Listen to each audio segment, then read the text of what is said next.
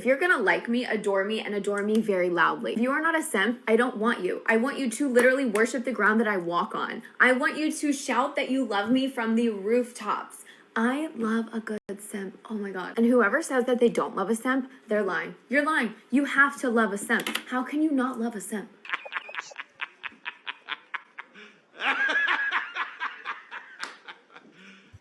You serious? Let's talk about two of the most misunderstood creatures in the modern digital ecosystem. Not endangered, not protected, definitely not self-aware. The simp and his noble cousin, the white knight. Because somewhere along the timeline, confidence became toxic, boundaries became controlling, and self-respect became insecurity in disguise. And in that cultural vacuum, two legendary creatures were born, the simp and the white knight. The simp wakes up every day, hoping today's the day kindness finally converts into attraction like a loyalty card. He thinks love is a customer. I listened, I validated, I defended, I waited. But they soon realized that they didn't order a relationship. They subscribed to disappointment. And the simp doesn't even enjoy it. He's anxious, he's overthinking. He types a message, deletes it, rewrites it, deletes it again, then sends lol, and stares at his phone like it owes him child support. He refreshes Instagram like it's a heartbeat monitor. He sees her post a selfie, and suddenly he's in a hostage negotiation with his own dignity. You look amazing as always. She says, thanks, smiley face. And he reads that emoji like it's a legally binding promise. Meanwhile, the white knight is already in the comments. Some random guy says, nice pic. The white knight appears like Batman with emotional vocabulary. She doesn't exist for your male gaze. Brother, you gazed harder than anyone. You zoomed, you analysed, you wrote a paragraph, you used the word problematic, you emotionally invested more than her phone battery. And the wild part? She didn't ask for any of this. She's just scrolling while two grown men duel over pixels like medieval peasants. And here's where it gets even funnier. Simping isn't even just emotional anymore. It's financial. We now have men tipping hope. We have dudes paying rent in exchange for being called babe once a week. We have guys donating like they are funding a Kickstarter for affection. This isn't simping. I'm just supporting her. No, you are sponsoring a fantasy where you think proximity equals possibility. That's like standing outside a Ferrari headquarters saying, I love the brand, and expecting keys. The white knight sees this and says, that's exploitation, then proceeds to emotionally sponsor her for free with therapy level DMs. Different currency, same destination. And both of them swear they are not simps. Every simp says he's not a simp. That's the first symptom. A man could be transferring money, defending honor, fighting strangers, ignoring his own life, rearranging his personality, delaying his growth, and still say, I just respect women. But what they don't understand is, respect is not self-erasure. Respect doesn't mean kneeling. Respect doesn't mean agreement. Respect means equality, not worship. And the white knight doesn't actually protect anyone. He just competes with other men using morality as a scoreboard. He doesn't say, I like you. He says, men are trash. What he fails to realize is, you didn't transcend the species. You just turned your spine into a political statement. And the funniest part? Neither of them get rewarded. The simp gets called a good friend. That sentence has ended more dreams than inflation. You are like a brother to me. That's not a compliment. That's emotional witness protection. You deserve someone amazing. Translation, someone else. And he sits there like, but I was patient. Yes, too patient. You waited so long you became furniture. Now you are part of the room. And then he goes online and says, people only want bad boys. No, people want presence. Bad boys are just confident men without discipline. Good men are confident men with discipline. Simps are disciplined in everything except self-respect. White knights are disciplined in everything except reality. And society quietly rewards both, because rage sells, virtue sells, victimhood sells, but self-development is boring. Nobody wants to hear, I worked on myself for 3 years. They want villains, they want tribes, they want outrage. Because growth doesn't go viral, humiliation does. And the simp always feels betrayed because he thought attraction was logical. He thought love was a vending machine. Insert kindness, insert respect, insert agreement, receive affection. But humans aren't machines. They are emotional chaos in clothes. Desire doesn't follow rules. It follows energy. Energy cannot be faked.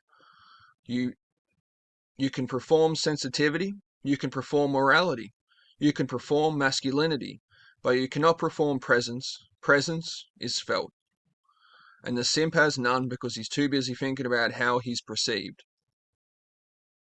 The white knight has none because he's too busy thinking about how he's being approved. And then there's the calm guy. He's not arguing, he's not defending, he's not auditioning, he's not apologizing. He's just eating a sandwich and somehow that offends everyone. The simp hates him because he doesn't try. The white knight hates him because he doesn't apologize. The internet hates him because he doesn't explain himself. He's not perfect, he's just not desperate. Desperation is the loudest smell in psychology. You can't hide it. You can't wrap it in kindness. You can dress it in morality, but it still leaks. And here's the uncomfortable truth. The simp isn't unattractive. He's unfinished. He's a man mid-construction, begging for tenants. He hasn't built his life yet, but he's already offering rooms. And the white knight isn't evil. He's confused. He thinks rejecting masculinity will make him lovable. But masculinity isn't the problem. Insecurity is. Masculinity without discipline is chaos. Masculinity with discipline is stability. And stability is rare. And rare things are valuable. That's the part nobody wants to say. Not online, not in podcasts, not in comment sections, because it means you have to work, and simps hate work. White knights hate work. They want applause without construction, validation without foundation, love without becoming lovable. And when a man finally wakes up, he doesn't become bitter. He becomes quiet. He stops arguing. He stops begging. He stops performing. He starts building. And suddenly, he's not funny to the internet anymore. Because a man who stops seeking approval cannot be controlled. He cannot be guilt-tripped. He cannot be shamed. He doesn't hate anyone. He just understands himself. And that makes him dangerous. Not to people, but to narratives. Because he doesn't fit into the simp box. He doesn't fit into the white knight box. He doesn't need a label. He just lives. And that is the real plot twist. And look, if any of this offended you, relax. That probably means you recognized yourself somewhere in it. And that's not an insult. That's an opportunity. Because the point of this wasn't to attack men. It wasn't to attack women. It wasn't to crown villains or saints. It was to expose a mindset. A mindset where men are taught to shrink instead of grow. A mindset where approval is mistaken for purpose. A mindset where being chosen becomes more important than becoming strong. And if you are listening to this thinking, yeah, that hit, then good. That means you are awake. Because the goal isn't to become bitter. angry, or resentful. The goal is to become grounded, to build a life so solid that you don't need to beg to be included in someone else's. To become the kind of man who doesn't argue online, doesn't kneel in comments, doesn't beg in DMs, and doesn't apologize for existing. Not loud, not arrogant, just calm. And calm men scare broken systems, because calm men can't be manipulated. They can't be guilt-tripped. They can't be emotionally rented. They don't chase validation. They generate value. And that's the real upgrade. Not becoming a villain, not becoming a hero, just becoming a man who knows who he is. So if this made you laugh, think, or get the point, if you enjoyed it, hit subscribe. Not because I need it, but because you probably don't want to be surrounded by the same recycled noise forever. And if you didn't enjoy it, that's fine too. You are allowed to disagree. Just don't pretend you didn't understand it, because deep down, you did. And that's where growth starts. Quick heads up before we keep going. I've got a Facebook page where I post a lot more of this stuff. It's not a business page, it's not monetized, and it's not a brand. It's a non-profit page. I run it purely because I think these conversations actually matter. No sponsors, no ads, no fake positivity, just raw clips, thoughts, arguments, humour, and uncomfortable topics people avoid. I'm not trying to sell you anything. I'm not pushing an agenda. It's just a place for people who still like thinking, questioning, disagreeing, and laughing without everything being cleaned up for algorithms. If you agree with me, disagree with me, or just want somewhere that isn't filtered to death, the link's there. You'll usually see stuff there before it ever hits YouTube. Alright, back to the video. In other news, a cryptic countdown has surfaced on Amazon's Fallout page, ending the same day Season 2's finale airs. And fans are convinced it's teasing the long-rumoured Fallout 3 remaster. Our remaster has already been reported to be in development behind the scenes, and this feels like the strongest signal yet that an official reveal or release date could be right around the corner. A Fallout New Vegas remaster is now in development at Bethesda, while Fallout 5 is being designed for 600 hours of playtime. In addition to this, an open-world Lord of the Rings game is in development. Let's get a bit deeper. I started my YouTube channel back in 2018 doing political stuff. After a while, I stepped away because I didn't think my videos were that great. But now I've come back to it, and it actually feels like the right time. I've grown up, I've formed my own views, and I'm way more confident in how I see things. I try to stay balanced. I don't just pick a side and run with it. I actually like looking at both sides of an argument and thinking it through. The problem is, politics doesn't really reward that anymore. Most people don't care unless something hits them personally. Everything's about memes, outrage, and quick reactions. Sitting through a 10-minute video that asks you to think critically just isn't what most people want. They'd rather the Barnaby Joyces and the Mark Lathams of the world. This isn't about trying to convince anyone. That's not what this channel is for. I'm not here to win arguments or change people who have already made up their minds. The whole point is just to shine a light on stuff people don't like talking about. But do it with a bit of humour, some critical thinking, and a different angle. I'm not pretending to be some expert or guru either. I'm just a normal guy. I've spent most of my life actually moving through the trenches, not just tripping into them by accident. I've seen the highs, the lows, the wins, the losses, the chaos, the quiet. And after all of that, I ended up realizing I don't need much. I'm a minimalist now. Not because it's trendy, but because it's peaceful.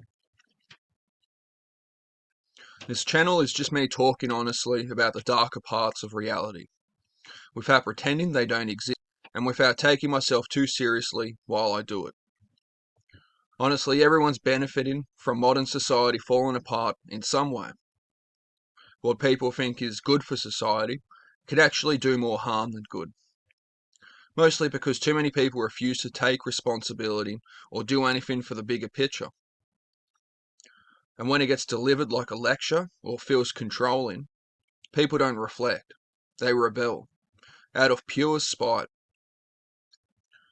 They'll often do the exact opposite, not because it makes sense, but because they don't want to feel managed or talked down to. I appreciate the feedback in the comments. Now back to the video. What are you doing? I was trying to turn up the volume I wanted to hear. That's not how you turn the volume, by pressing the power button. Well, just turn it on and play again. I was in the middle of a game. Why would you turn it off? You had no business doing that. Like Damn, bruh. Yo, why did you turn the game off? I didn't turn it off on purpose. Are you serious? I just walked by it. You know how long I took to get me in that ball? Why did you do that? Can you help me clean? Fuck that, no. I'm not doing that shit. Why? Alright, let's talk about something that shouldn't even be controversial, but somehow always is. Men relaxing. Not abandoning responsibility, not checking out of life, not disappearing for 3 days, just sitting down, switching off, being still for a moment. Or doing something basic that helps clear the head. Going to the gym, playing a game, watching sport, zoning out with headphones on, lifting heavy things for an hour, and saying absolutely nothing to anyone. Because for some reason, when a man relaxes like that, it's never neutral. It's never just rest. It's suspicious. It's like a wildlife documentary suddenly starts filming. A man lies down for 5 minutes, and you can feel the air change. David Attenborough's voice kicks in. Here we observe the male, resting. This is unusual behaviour. Something is clearly wrong. And the comments start. Not even direct comments. Little ones. Passive ones. Oh, you're relaxing? Yeah, that's the activity. That's what this is. I didn't trip and accidentally land on the couch. I chose this. And God forbid a man has hobbies, because that's where the fun really begins. Going to the gym? Suddenly it's, you're obsessed. No, I'm trying not to physically and mentally collapse by 40. Lifting heavy objects is the only place men are allowed to feel something without being asked to explain their childhood. Gaming? Oh, that one really triggers people. You are acting like a child. Right. Because sitting quietly, problem solving, coordinating with friends, not bothering anyone, and actually enjoying yourself is deeply immature. But scrolling on your phone for 3 hours while complaining you're exhausted? Peak adulthood. Watching sport. You are wasting time. Interesting. Nobody says that about binge watching an entire season of a show where nothing happens except emotions. But 22 grown adults smashing into each other at full speed, irresponsible, criminal even. Even silence gets attacked. Sitting quietly becomes you are distant. Thinking becomes you are checked out. Existing without commentary becomes suspicious. States, everything has to be justified. So men, we negotiate. I'll just do a quick workout. No one has ever done a quick workout. That's a lie we tell so people don't think we're enjoying ourselves too much. I'll just play one game. That sentence has ended more peace than any argument ever has. Not because the game takes long, but because you're already mentally preparing for the interruption. Men relax like they are butt in, one ear listening for footsteps, one eye on the screen, one eye on the room. What's hilarious is how inconsistent the rules are. One day it's, you should relax more. The next day, you are relaxing wrong. Too relaxed? lazy. Not relaxed enough, moody. Relaxing alone, distant. It's like trying to solve a puzzle where the pieces change shape depending on the mood in the room. And men notice this early. That's why we develop hobbies that involve leaving the house. The gym, fishing, long drives, just popping out. Because relaxing at home comes with commentary. Nobody questions a man under a barbell. Nobody asks him to open up mid-rep. No talking, no judgment, just suffering quietly and calling it peace. And the jokes men make about this, they are not random. I'll just sit down for 5 minutes before I get in trouble. Everyone laughs, because every man knows exactly what that means. Not that he will get in trouble, that the possibility exists. And that's enough. Men live with a low-level awareness that their rest is being monitored. There's an invisible stopwatch somewhere, and once it goes off, the vibe changes. What's wild is most of the time nothing actually needs to be done. No emergency, no crisis, just discomfort with seeing a man not actively doing something. Which tells you it was never about tasks. It's about perception. And here's where it gets deeper. Because this isn't just annoying, it's psychological. Women are allowed to rest by default. Men have to earn it. And even when they earn it, they still have to defend it. A woman resting is framed as recovery, self-care, burnout, prevention, emotional labour. A man resting is framed as avoidance, withdrawal, neglect, like he's dodging responsibilities he's already handled. This isn't about bad intentions. It's old wiring mixed with modern expectations.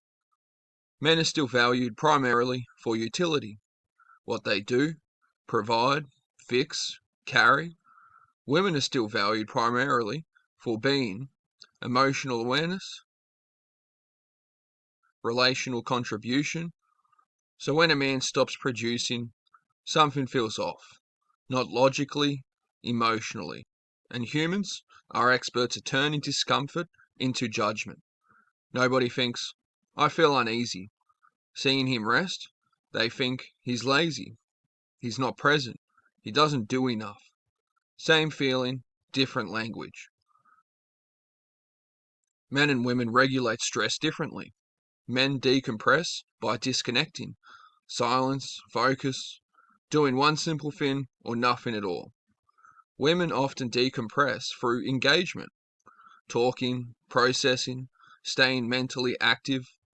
Neither is wrong, but when one person's regulation looks like withdrawal to the other, conflict is guaranteed.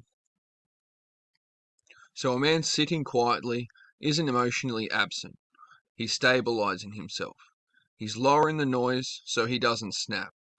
But because that regulation is invisible, it gets misread as indifference. Here's the cruel irony. A stressed man looks like he's trying. A calm man looks like he doesn't care. The healthier he gets, the more suspicious he becomes. That trains men into a corner. Stay visibly stressed so nobody questions your effort, or get calm and accept being misunderstood. Over time, that teaches a dangerous lesson. Your peace makes others uncomfortable. So men adapt. We always adapt. We disappear into garages, gyms, showers, long drives, just going for a walk. Not because we want distance, but because those are the only places rest doesn't require explanation. Add another layer, anxiety projection. If one person is overwhelmed, seeing the other calm can feel unfair. Not consciously, emotionally.